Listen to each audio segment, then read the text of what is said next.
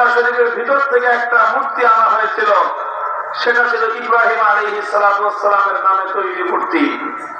এই মূর্তিটা দেখার পর রাসূল আকরাম সাল্লাল্লাহু আলাইহি ওয়াসাল্লাম সবচেয়ে বেশি গুসা এবং রাগান্বিত হয়েছিলেন। নবীজি রাগে ক্ষোভে ফেটে পড়েছিলেন। কাতালাহুমুল্লাহ কাতালাহুমুল্লাহ বলে আল্লাহ নবী যারা ইব্রাহিম আলাইহিস সালামের নামে মূর্তি তৈরি করেছে তাদের উপর অতিরিক্ত অভিশাপ দিয়েছেন।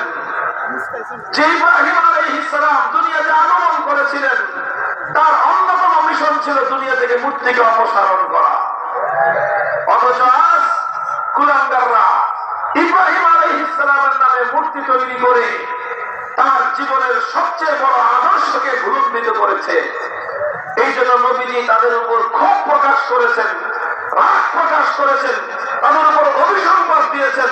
বলছেন খোদার গজব পড়ুক ওই সকল কুলাঙ্গারদের উপর যারা ইব্রাহিম আলাইহিস সালামের নামে মূর্তি তৈরি করে ওনার আদর্শকে কলঙ্কিত করবার চেষ্টা করেছে। এই কথা বলে রাসূল আকরাম সাল্লাল্লাহু আলাইহি ওয়াসাল্লাম নিজ হাতে ইব্রাহিম আলাইহিস সালামের নামে বানানো সেই মূর্তি ভেঙে চূর্ণ বিচূর্ণ করে দিয়েছেন। এরপর আমি বলেছিলাম, সুতরাং এই ঘটনা থেকে প্রতীয়মান হয় ইব্রাহিম আলাইহিস সালাতু ওয়াস সালাম মুহাম্মদ সাল্লাল্লাহু আলাইহি ওয়াসাল্লামের পূর্বপুরুষ ছিলেন।